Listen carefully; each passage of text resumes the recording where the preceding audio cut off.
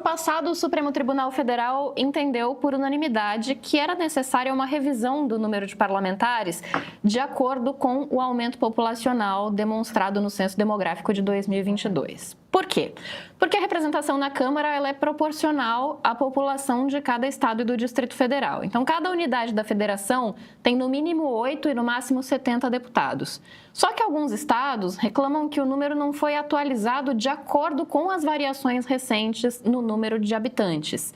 Até aí tudo bem, né? Se o número de deputados fosse mantido, com uma reorganização ali das cadeiras, estados como Paraíba, do presidente da Câmara, Hugo Mota, perderiam, por exemplo, algum espaço. A proposta em pauta, de autoria da deputada Dani Cunha, determina que nenhum estado, então, pode sofrer perda de cadeiras, com um piso de 513.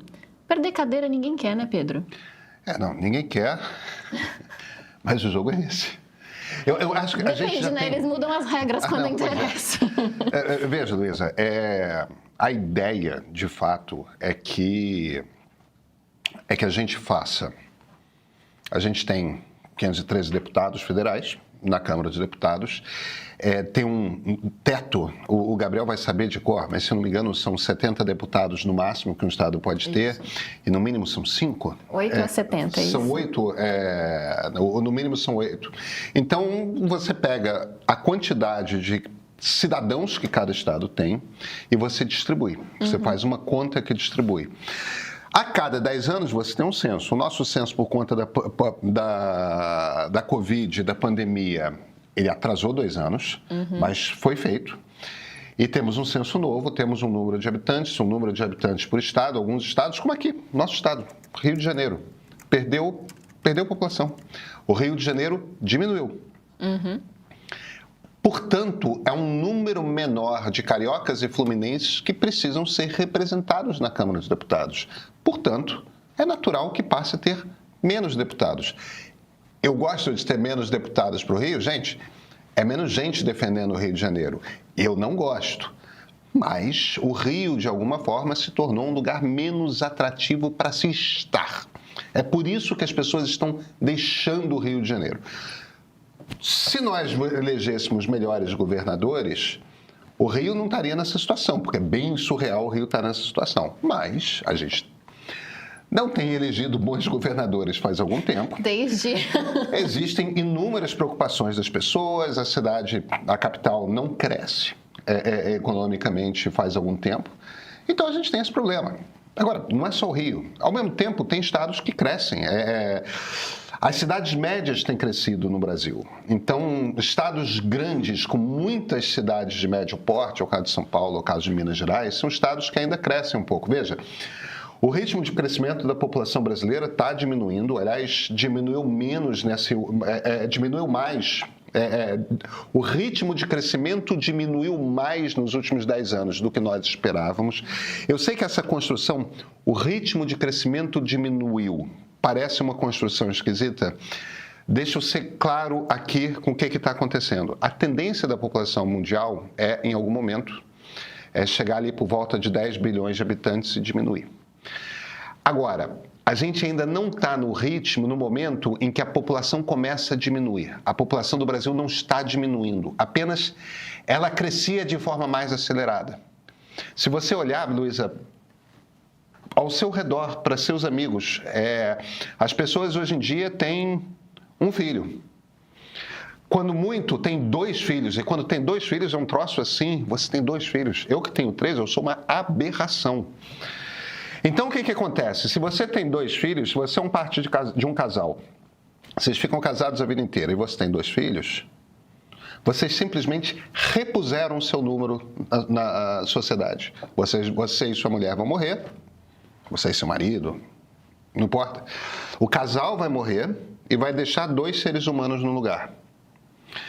Eu tô até deixando 3 seres humanos no lugar, mas adianta pouco porque são de 2 mulheres diferentes.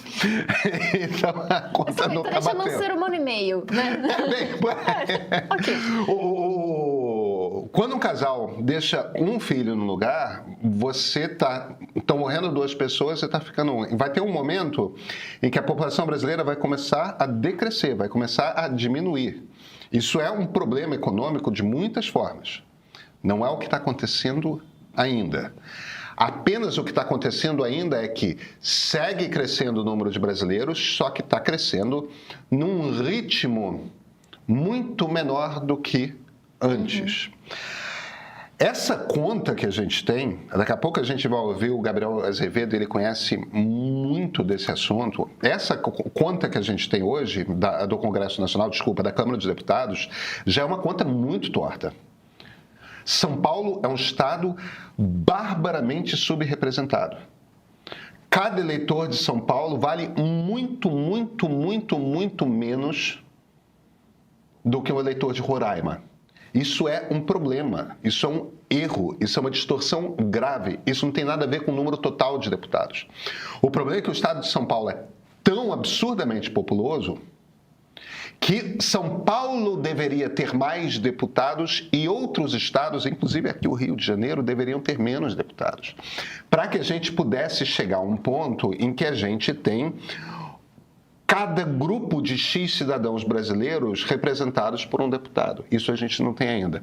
Isso interfere, Pedro, numa coisa que você já trouxe aqui no Central também, que é uma diferença entre as eleições para o Executivo e para o Legislativo do ponto de vista ideológico também, né? A gente já falou aqui várias vezes sobre como, normalmente, as eleições para o Executivo costumam ser mais progressistas exatamente porque esses estados mais populosos, mais cosmopolitas, enfim, acabam interferindo dessa maneira, né? O que acontece nessa questão? Essa é uma observação que o Sérgio Abranches fez, faz parte da lógica daquilo que nós chamamos de presidencialismo de coalizão, e depois que ele fez essa observação, um grupo grande de cientistas políticos começou a investigar isso mesmo. Aliás, a gente está hoje na bancada em São Paulo com os grandes especialistas nisso, na maneira como o brasileiro vota, na maneira como a opinião do brasileiro se distribui. Mas o fenômeno, em essência, é o seguinte: o eleitor de cidade média e de cidade pequena, ele tende a votar para deputado federal, primeiro, de uma forma muito mais concentrada. Eles votam em poucos deputados. E por conta da maneira como o orçamento brasileiro é distribuído, o eleitor de cidade média e de cidade pequena tende a escolher um deputado federal que vai trazer recursos para a sua região, para a sua cidade especificamente, ou para um pequeno conjunto de cidades ali naquela região. O eleitor de cidade grande tende a votar de forma ideológica. Ele vai votar na Tabata Amaral, ele vai votar no Guilherme Boulos, ele vai votar no Eduardo Bolsonaro, mas o ponto é, ele está votando com base em ideologia. Ele não está votando para um deputado trazer recurso para a cidade de São Paulo, trazer recurso para a cidade do Rio de Janeiro, para trazer recurso para a cidade de Belo Horizonte. Ele vota ideologicamente. E o resultado disso é que tem um voto que é muito mais pulverizado. O eleitor de cidade grande vota para toda parte. Então, o que a gente acaba acontecendo nas cidades grandes é o seguinte: você tem, principalmente nas cidades muito grandes, como Rio de Janeiro, como São Paulo, você tem um fenômeno de que você tem esses... Belo Horizonte agora teve o Nicolas Ferreira, né? Você tem esses votos, esses deputados que elegem, que recebem 100 e tantos mil votos, às vezes até 200 mil votos, que é uma aberração de um número grande. Só que a maior parte dos eleitores votam em muitos candidatos diferentes. Então, você tem aqueles 3, 4 deputados que recebem 80 mil votos, 100 mil votos, 200 mil votos, e você tem um número muito grande de deputados com 5 mil votos, com 10 mil votos, que não se elegem. Enquanto que, como as cidades pequenas e médias concentram o voto, você tem uma quantidade muito grande de deputado ali com 20 mil votos, 25 mil votos, 30 mil votos. Como você tem um tipo de eleição em que o voto para deputado, na verdade, você faz uma conta do coeficiente eleitoral, né? A federação de partidos ou partido que lançou um determinado candidato, você primeiro faz a conta. Quantos % dos votos para parlamentar esse partido ganhou? O MDB. Ganhou a federação do MDB, que eu já não sei mais que federação, que partido se une com que hoje em dia, mas pega a federação do MDB, juntou, sei lá, 20% dos votos no estado. Então, quantas cadeiras representam aqueles 20%? Digamos que sejam 5 cadeiras. Então você pega aquelas 5 cadeiras e joga para os 5 mais bem votados daquela federação. Quando você tem um desses super campeões de voto, ele traz muito voto para a federação, portanto dá mais cadeiras para aquele partido ou para aquela federação. Só que aí você vai ver, o primeiro e o segundo são de uma cidade grande, os outros 3 são cidade média. Então a gente acaba tendo um Congresso Nacional que tem muito essa característica de são deputados que se comportam como se fossem deputados eleitos numa eleição de voto distrital. Quer dizer, eles estão muito mais preocupados com a sua região do que com determinadas bandeiras, o que não é tecnicamente nada de errado com isso. É só a maneira como funciona mesmo o nosso sistema eleitoral. E aí, como é de gente de cidade média e cidade pequena, elas tendem a ser mais conservadoras. E a gente acaba tendo um Congresso Nacional que tem ali 3/4, 2/3 dos parlamentares que são, sim, mais conservadores, porque vêm de cidades menores e cidades menores tendem a ser mais conservadoras do que as grandes capitais. E você tem aquele pequeno número de candidatos progressistas. Agora, como você tem, isso é a maneira como a gente elege deputado. Para presidente da República é diferente. Cada brasileiro um voto. Absoluto. Você não tem esse problema de representação. E como é um país muito urbano, Bolsonaro e Collor são exceções, mas se você olha para os candidatos a presidente que a gente elegeu, eles tendem a ser mais progressistas. A gente tem essa dicotomia, que é um troço meio bizarro, que é o Brasil tende a ter presidentes mais progressistas e câmaras de deputado cada vez mais conservadoras. E como o nosso problema de distribuição de partido faz com que o presidente nunca consiga se eleger com uma bancada que garanta a aprovação de uma emenda constitucional, ele tem sempre que fazer alguma coalizão meio maluca. Para os presidentes de esquerda, isso é sempre muito mais difícil do que presidentes que são eleitos como o Fernando Henrique, por exemplo, que pelo menos ele foi com uma coalizão mais de centro. Aí o Fernando Henrique teve mais facilidade de construir alianças. Era um outro tempo também, o jogo era um pouco diferente. Mas, enfim, eu não quero me enrolar muito com esse debate, não, mas as regras no nosso sistema eleitoral contribuem para que a governabilidade no Brasil seja difícil. Eu não estou fazendo uma defesa para que seja progressista ou para que seja conservador, entendeu? É só que as regras deveriam ser construídas de forma a oferecer mais facilidade para que a gestão do país fosse feita. E a gente não conseguiu acertar muito a mão nisso, e a gente não conseguiu acertar muito a mão nisso em grande parte porque uma quantidade muito grande de pessoas, até das que se interessam por política, não entendem muito como esse jogo é jogado. Vamos jogar para São Paulo, porque o Lavareda entende tão mais disso do que eu estou me sentindo meio ridículo falando disso tudo. Flávia, professor, tudo bem? Oi, gente. Oi, Pedro. Oi, Lu. Oi, todos que nos assistem. Bem-vindo, Lavareda. Que bom te receber aqui, professor. Que honra te ter aqui. E aí, o Pedro foi ridículo? Pode falar. Não tô brincando. Absolutamente. Absolutamente. Primeiro, um prazer estar aqui. Já tínhamos tentado, planejado algumas vezes e finalmente hoje, de fato, foi possível eu ter essa oportunidade de estar aqui presencialmente conversando com vocês. O Pedro remeteu a alguns dos aspectos centrais das mazelas, por assim dizer, do nosso sistema político. É o seguinte, por exemplo, vamos começando do começo, o que nos traz aqui a discussão sobre o aumento do número de deputados. Veja o seguinte, São Paulo era para ter quantos deputados federais? Era para ter 115 deputados federais, mas há um teto na lei, e o teto dispõe que são o máximo de 70 deputados. Então, São Paulo falta São Paulo por um critério de proporcionalidade, 45 deputados federais. Ou seja, São Paulo sofre subrepresentação, ele está subrepresentado. Ao passo que, pegando apenas um exemplo bem evidente, o estado de Roraima deveria ter, rigorosamente, do ponto de vista proporcional, 1,2 deputados. Como não existe 0,2 deputados, ninguém pode ter apenas 1/5 de um representante, Roraima deveria ter um deputado federal. Tem 8 deputados. Por que tem 8?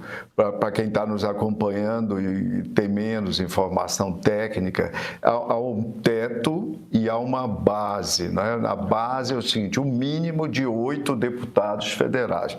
Então, por isso, Roraima tem 8. Roraima está 7 vezes mais super representado nesse caso. Então, nós temos o problema da distribuição de cadeiras no parlamento, na Câmara Baixa, nossa Câmara Baixa chamada, porque a Câmara Alta é o Senado, nós temos uma representação bicameral. Estados Unidos, América do Norte, que é o nosso modelo de república, né? Os brasileiros, nós nos inspiramos no modelo americano. Eles têm 435 deputados, rigorosamente, que representam os 50 estados, e representam uma forma, como eu já disse, repetindo, rigorosamente proporcional. Então, a Califórnia tem 52 deputados, o Texas tem 38, entende? E por aí vai. Nova York vai ter menos, vai ter 26 deputados, etc. E aí vão diminuindo. E os pequenos estados, como Wyoming, como Vermont, como o Alasca, lá tem apenas um deputado. Então, a distribuição é rigorosamente proporcional e nisso a nossa imitação do modelo norte-americano é absolutamente falha. Até porque já existe uma outra, quando se diz, não, mas se fez isso, o legislador brasileiro seguiu por esse caminho para evitar que um estado rico como São Paulo, com grande população, que já tem uma série de vantagens, aqui a mídia está concentrada, o grosso da mídia do Brasil, o grosso das organizações culturais, etc. Então, o Estado ficaria demasiadamente poderoso. Mas já há instituições contra-majoritárias, chamado contra-majoritárias, exatamente para fazer esse papel, para evitar o que o John Stuart Mill, um teórico liberal lá na segunda metade do século XIX, chamava evitar a tirania da maioria.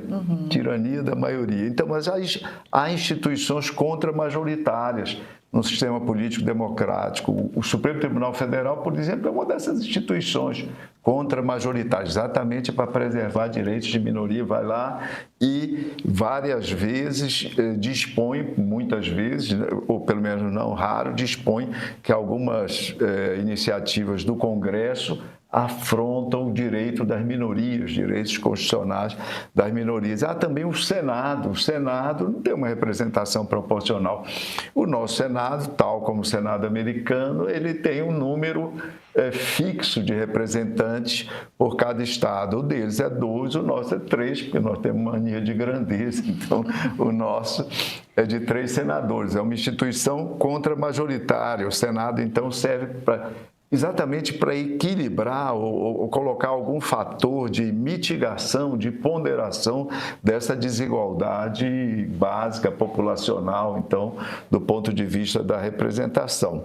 Então, Pedro tocou nas questões centrais, eu acho que poderia ser acrescida uma outra. Essa é um problema que nós temos sério do ponto de vista da nossa representação parlamentar, que tem a ver com uma característica do sistema eleitoral. É esse voto proporcional de lista aberta, como se chama, mas, na verdade, é uma lista desorganizada.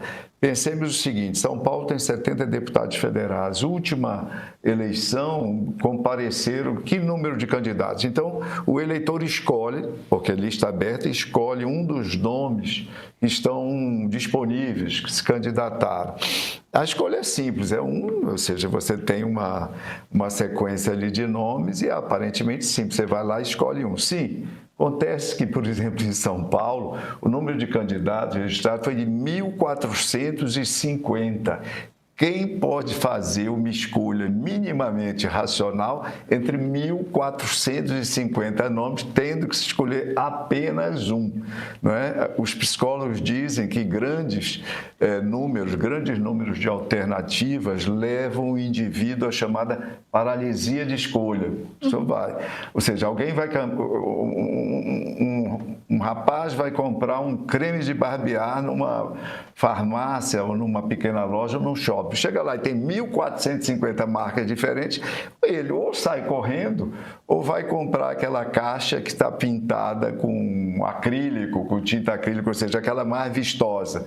No caso, um tiririca da vida, é rigorosamente isso. Então, esse sistema produz o básico da irracionalidade, da ininteligibilidade do nosso sistema de representação. E agora eu encerro, porque eu estou me estendendo em demasia, mas só para avançar a nossa conversa, eu encerro com um dado, que é um dado que é uma crítica, né? Ele, ao ser conhecido, ele representa uma crítica poderosa a esse nosso sistema de representação. O Instituto de Pesquisa não foi o IPESP, do qual eu presido o Conselho Científico, foi o IPEC, que sucedeu o IBOP, dirigido pela Márcia Cavallari, 11 meses após as últimas eleições parlamentares, foram as eleições de 2022, de outubro de 2022, ele, ou seja, ali por volta de setembro, outubro de 2023, perguntou numa amostra nacional, perguntou aos eleitores entrevistados se lembravam o nome do deputado ou da deputada federal em quem havia votado. Bem, apenas 29% disseram que lembravam desse nome. Nós sabemos como isso ocorre em pesquisas, etc. Se efetivamente fosse demandado o nome, a citação do nome, talvez esses 29 se reduzissem a 25 ou chegasse perto de 20%. Ou seja, nós temos representantes que, infelizmente, não têm o seu nome sequer reconhecido por cerca de, no mínimo, 70% dos eleitores. Ou seja, como você confiar em alguém que você não conhece? Porque se não lembra o nome, que é o elemento básico, você não pode confiar. É o que eu chamo de representação sem fidúcia, né? Sem essa confiança, porque não tem o conhecimento. É como se você contratasse um advogado para tratar dos seus bens, para vender seus bens ou os bens da família, etc. E depois de alguns meses, você esquecesse o nome desse advogado e o endereço do escritório, mas o advogado ficou com uma procuração irrevogável e retratável durante 4 anos. É absurdo e explica, em boa medida, essa simples questão, simples, mas de efeitos tão complexos, explica boa parte das mazelas do sistema político brasileiro. Essa tua explicação é excelente, professor Lavareda. Eu quero aproveitar para trazer também o Gabriel para a conversa, porque exatamente a pergunta que eu tinha em mente fazer, que tudo bem, a gente está discutindo proporção e quantidade, e a discussão sobre a qualidade dessa representação fica novamente suspensa, ou adiada, ou talvez eternamente adiada, porque conforme se elege uma Câmara, né, um corpo ali de 513 deputados, claro, com as sempre honrosas exceções, mas cujo interesse é sempre mais corporativo do que realmente o da representação, que eles estão ali eleitos para exercer, a gente está sempre fadado a ter esse tipo de conversa quantitativa e menos qualitativa, né, Gabriel? Quando a gente pensa em como esse projeto foi gestado, inclusive, isso é muito revelador, porque o projeto de lei, ele é da Dani Cunha, que é filha do Eduardo Cunha, que é atualmente o dirigente, inclusive, do Republicanos no Rio. Eu tinha perdido isso do horizonte, mas aí lendo sobre o projeto, acabei recolocando ele aqui no cenário para entender. E o presidente da Câmara, Hugo Mota, se comprometeu com esse projeto na esteira ali da sua própria eleição à presidência da Câmara. Então, na esteira não, antecedendo, né? Como uma das condições. Ele teve que fazer compromissos com todos os partidos, fez promessa de pautar a urgência da anistia para um lado e de não pautar para outro. Está parecendo o presidente da República tentando montar coalizão, o Hugo Mota, quando foi se eleger presidente da Câmara. Mas o fato é que foi uma visão ali eleitoreira de curto prazo que pode resultar num aumento do número e não necessariamente da qualidade dessa representação, além de aumentar os gastos, né? Mas isso porque vai ter que dar mais emenda para essa gente também, né? Então eu queria te ouvir um pouco sobre essa qualidade da representação e a forma como esse projeto foi gestado e está sendo posto em urgência. Obrigado pela pergunta, gente. Boa tarde para todo mundo. Esse assunto é realmente muito interessante e eu começo fazendo uma provocação. Povo de São Paulo, vocês estão se ferrando com essa história. Aliás, se fosse por São Paulo, a Câmara dos Deputados Federais só teria 322 deputados. Vou começar com esse dado aqui fundamental. A Câmara dos Deputados só teria 322 integrantes se nós fôssemos considerar São Paulo. Essa história, pessoal, precisa ser muito bem contada.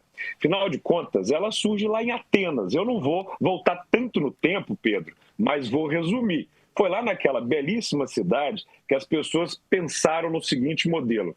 Ao invés da gente ser governado por poucos, vamos nos governar. E a democracia, claro, ela surge como um projeto local, em que as pessoas participam diretamente das decisões que são tomadas. Depois que a democracia surge em Atenas, depois de uns 2 séculos, ela vai sumir e vai ressurgir na Inglaterra durante a Revolução, não mais pelo modelo direto, mas através da escolha de representantes. E com essas revoluções, americana, francesa, a gente substitui a participação direta pelas pessoas por um modelo representativo que vem encontrar também no Brasil a sua morada. Não vou analisar aqui o período do Império, da República Velha, da ditadura, vou pousar logo na Constituição de 88. Quando a nossa Constituição é escrita, nós ainda não tínhamos o número atual de deputados. Nós estávamos falando do número de 559 deputados federais. Por que 559?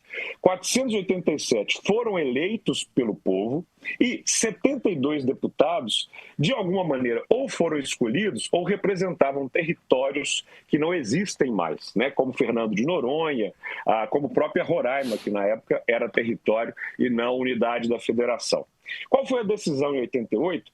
Quando chegar 1993, mesmo ano em que a gente teve, né, a votação para escolher a forma de governo, república ou monarquia, quando se decidiu o sistema de governo, presidencialismo ou parlamentarismo, foi o momento de uma decisão de qual seria, portanto, o número de deputados que nós teríamos. E aí surge a Lei Complementar 78 de 93, que fixa o número de 513 deputados federais. Esse número, no entanto, vai encontrar o problema que o professor já se antecipou aí, que é colocar o mínimo de 8 e colocar o máximo de 70. Eu fico imaginando como é que eles decidiram esse tipo de situação a partir do momento em que a população não teria exatamente uma baliza para se ampliar. E aí, desde 91, que foi feito o censo, e de 93, que foi feita essa lei, não teve nenhuma atualização. Sendo que o IBGE ele fez outros censos populacionais em 2000 e 2010. Essa falta de atualização fere, portanto, o artigo 45, que fala da proporcionalidade. Aí vamos falar um pouco aqui do Supremo Tribunal Federal. Não é que ele se meteu nessa história querendo legislar ou querendo meter o bedelho no que não é chamado. Aliás, todas as vezes que o Supremo, ou quase todas, que o Supremo dá o seu aval, o seu parecer, da sua opinião, ele é provocado. E nesse caso específico, o governador de Roraima, à época era o Sueli Campos, ele ajuizou no STF uma ADO, uma ação direta de inconstitucionalidade por omissão 38. alegando que por décadas o Congresso não legislava a respeito. A relatora era a ministra Rosa Weber. Muito bem, após vários adiamentos, gente, o censo demográfico de 2022 foi realizado e ele é parte do problema nessa história. Mas ele confirmou grandes alterações aí nos estados e, a partir dessas alterações, o STF julgou e o STF reconheceu, portanto, a omissão do Congresso Nacional, que não estava legislando a respeito, e determinou o prazo de 30 de junho, logo ali, né, para 30 de junho de 2025, para que o Congresso se movesse. Se o Congresso não agisse, o próprio STF faria essa redistribuição de cadeiras. E aí é que entra a deputada que você mencionou, né, a Cunha, que resolveu falar o seguinte: olha, esse negócio de distribuição do STF pela proporcionalidade, poxa, isso é uma sacanagem com os estados que vão perder deputados. Lembrando que em 93, alguns estados, como o próprio Rio de Janeiro, perderam o número de deputados e reduziu a sua bancada. Então, para evitar a redução de bancada, o que a Bonita resolveu fazer? Não, vamos aumentar a de todo mundo. A gente, como a Constituição ela não limita o máximo em 513 deputados, vamos aumentar a dos deputados para a gente criar proporcionalidade. E aí, eu já aponto aí uma gravíssima inconstitucionalidade no projeto, porque ele está aumentando, na verdade, a subrepresentação de São Paulo. O professor trouxe muito bem a Casa da Federação, a casa que equilibra as 26 unidades da Federação e o Distrito Federal, é o Senado Federal, que tem 3 por cada uma delas. Voltando a Atenas, que era direto, e depois quando a gente muda esse modelo para representação, nós estamos falando de representatividade. E se São Paulo tem, portanto, 70 representantes como o máximo, e se São Paulo tem 44,7 milhões de habitantes, nós estamos falando que esses 70 deputados representam, em média, 639 mil pessoas. Se isso fosse uma regra proporcional para o Brasil inteiro, e a Câmara dos Deputados é a representação proporcional para as pessoas, nós teríamos, portanto, ao invés de 513 parlamentares, 322, não aumentando o de nenhuma unidade federativa, mas reduzindo. De Minas Gerais, por exemplo, nós iríamos de 53 para 33. Do Rio, que tem 46, nós iríamos para 25. A Bahia, que tem 39, iria para 23. Porque senão, São Paulo só se ferra nessa história. E aí, você vem com a questão da qualidade, que eu acho sempre um ponto muito importante. A Câmara é hoje a cara do Brasil, porque, em geral, as pessoas não sabem para que serve um deputado federal. Ontem mesmo estava lecionando em sala de aula esse tema, e eu estou falando aí com universitários, com alunos que têm um preparo. Não se sabe diferenciar senador de deputado federal. Qual é a importância? As pessoas compreendem bem, como o Pedro disse, o voto para o Poder Executivo. Ou acham que compreendem, porque delegam ou supõem que tudo que está na vida delas vai depender de um presidente, de um governador, de um prefeito. E não compreendem o que vem a ser essa representação, fiscalização, votação de orçamento, nada disso é colocado. Pelo contrário, hoje, com o advento das mídias sociais e com as emendas parlamentares impositivas, o deputado, claro, para o município menor, como o Pedro colocou, acaba sendo aquele que vai conseguir a garantia dos recursos. E para os municípios maiores, cujos recursos estão mais fundamentados pelo orçamento próprio, bom, aí eu diria que, Pedro, a maior parte dos parlamentares não é eleito por uma representação qualificada no sentido de fiscalização, questões orçamentárias, mas muito mais pelo entretenimento. Hoje, os deputados e os políticos em geral do Poder Legislativo, através das mídias sociais, muito mais garantem uma diversão, muito mais garantem assim a capacidade do ser humano e do cidadão de se ver representado nas suas opiniões, que nem sempre contam nas votações e nos temas que estão sendo discutidos, mas isso alivia ele na sua tentativa de ver algo mais que o entretenha do que de fato o represente. E aí nós temos um problema, porque a partir do momento que uma lei aumenta a desproporcionalidade de representação, nós estamos dificultando a representação com qualidade lá na Câmara dos Deputados. Eu diria que o menos grave dessa história, e é o que vai mais chamar a atenção, porque isso obviamente irrita as pessoas, que é o custo, é o que menos vai prejudicar a situação como um todo. O que mais vai prejudicar é que um estado como São Paulo, que tem cidades grandes, com pessoas extremamente conectadas e que precisam ter representação na discussão dos temas nacionais, ficam subrepresentadas. O eleitor de São Paulo vale 8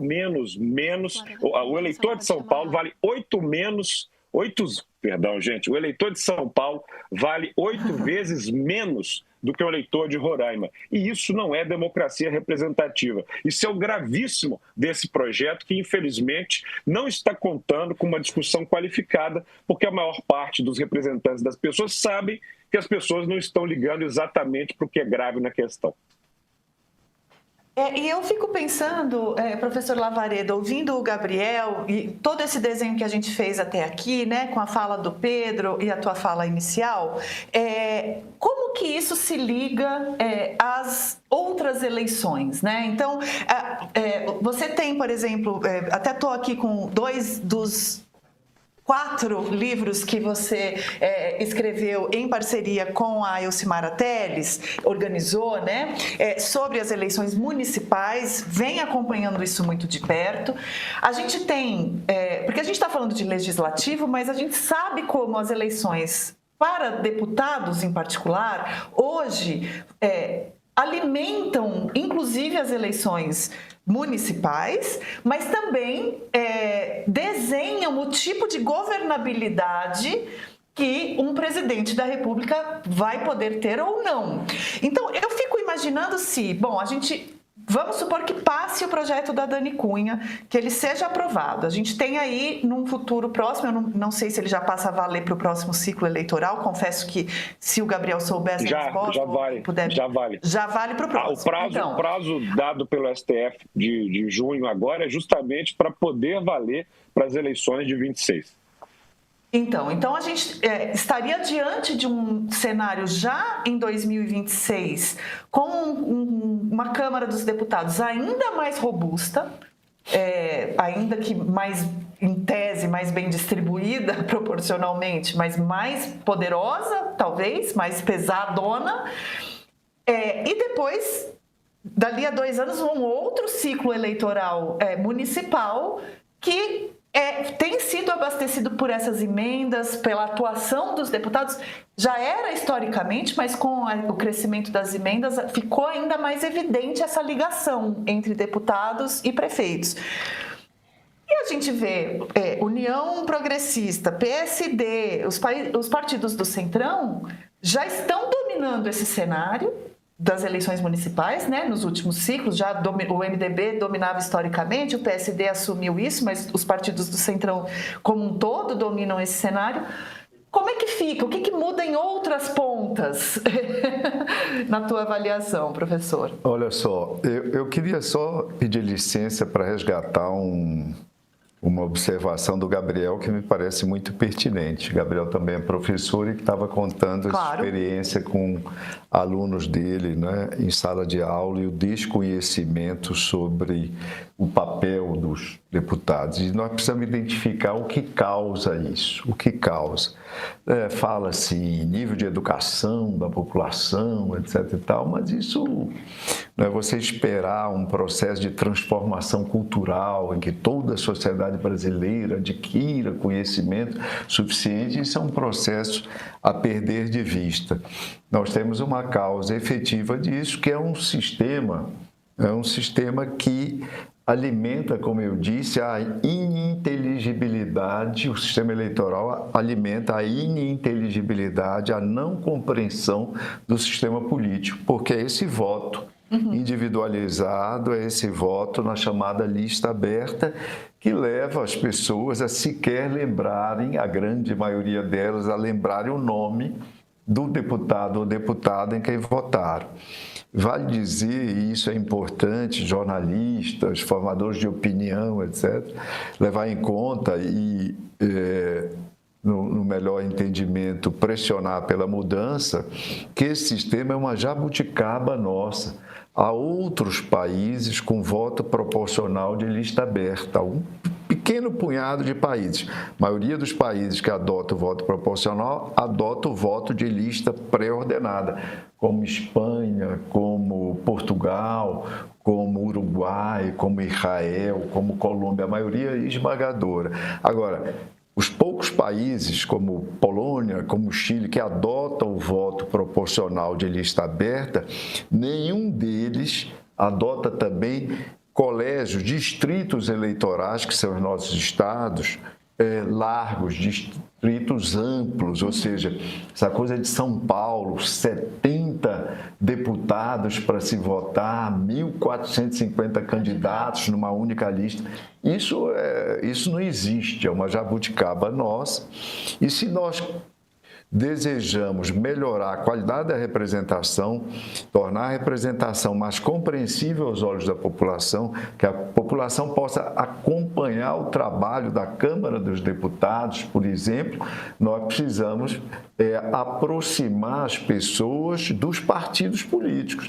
Nós precisamos dar um choque de partidarização na sociedade. A sociedade pode votar no PSD, no MDB, mas vai saber quem está votando no PMDB, que o resultado da ação do Congresso, se o PSD, o MDB são majoritários ou têm um grande peso, isso tem a ver com a escolha que fizeram. Do jeito atual, não há como, inclusive porque as pessoas não conseguem acompanhar sequer o voto dos deputados, porque boa parte das votações são votos de liderança, então a responsabilidade é totalmente diluída. Olha só, discute-se muito a questão das emendas parlamentares. De fato, outra jabuticaba brasileira. Nenhum país a 56 bilhões. Estados Unidos tem uma coisa, mas é reduzida. São emendas chamadas pork barrel, que até pelo nome já mostra que são emendas mal vistas. E ainda assim, quando se compara o valor delas com o que tem à disposição o presidente norte-americano para investimentos discricionários corresponde a 1,5% apenas. No Brasil, isso está em torno, a diferente escala, de 30% ou mais.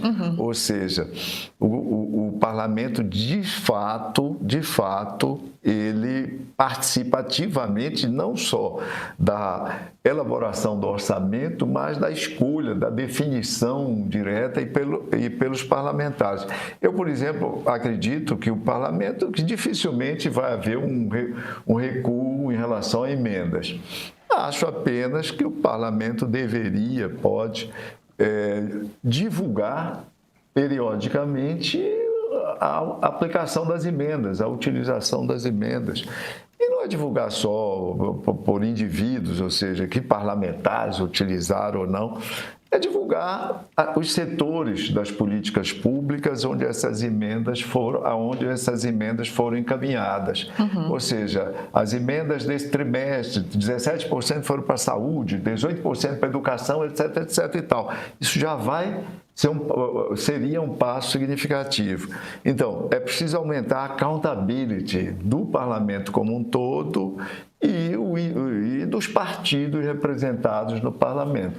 Isso só se consegue com a mudança do sistema eleitoral. O sistema eleitoral de lista aberta, com mais tempo, eu sou capaz de identificar, é responsável por 50% ao menos das mazelas do nosso sistema político. Entre elas, o custo elevadíssimo das nossas eleições proporcionais.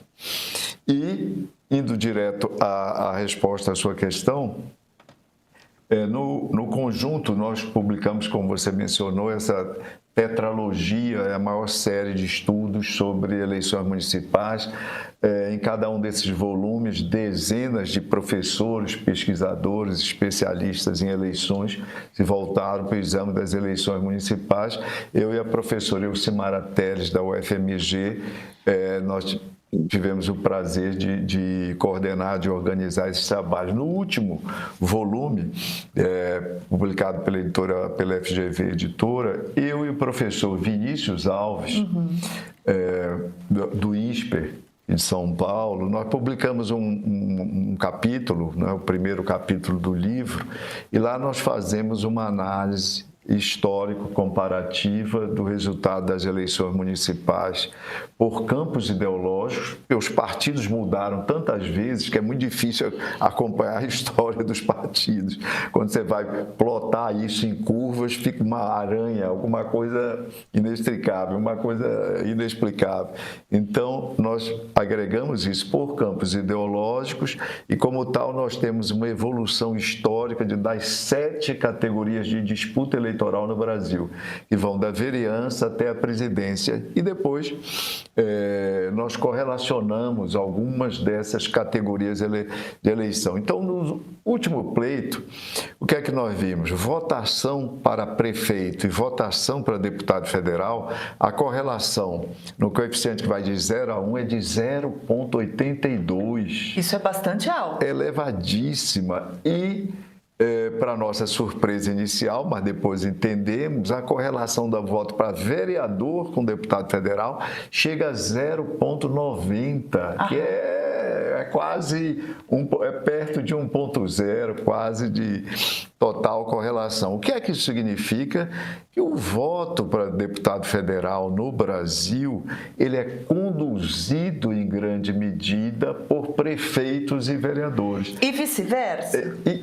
Prefeitos e vereadores que nas eleições municipais são fortalecidos pelo apoio no momento através de emendas dos deputados federais, Exato. Sobretudo. Ou seja, boa parte da eleição para a Câmara Federal de 2026, eu costumo dizer que metade da eleição de deputado federal já se deu na última eleição municipal. Ali já se Professor, tem mais um fator nessa história. uma parte substancial do que será eleição para deputado federal do ano que vem.